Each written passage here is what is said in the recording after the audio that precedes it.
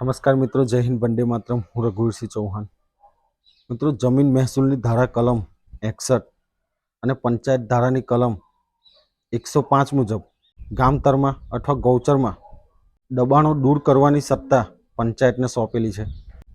પંચાયત ધારાની કલમ 113 અને મુંબઈ પોલિસીની ધારા કલમ 102 મુજબ અડચણ કરતા દબાણો નક્કી કરવાનું ડેપ્યુટી કલેક્ટરને સોંપેલું છે.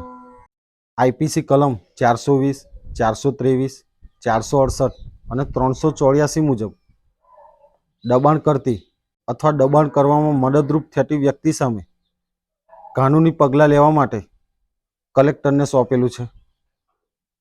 મામલતદાર કોર્ટ એક્ટ 1906 ની કલમ 5(1) અને 5(2) મુજબ રસ્તાના દબાણમાં અડચણના કારણે કોઈ ખેડૂત તેની ખેતીની જમીન સુધી પહોંચી ના શકે તે અડચણો દૂર કરવા માટે મામલતદારને જવાબદારી સોંપેલી છે.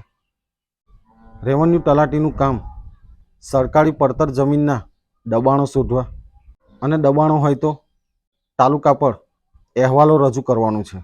ધન્યવાદ. જય હિન્દ, જય ભારત.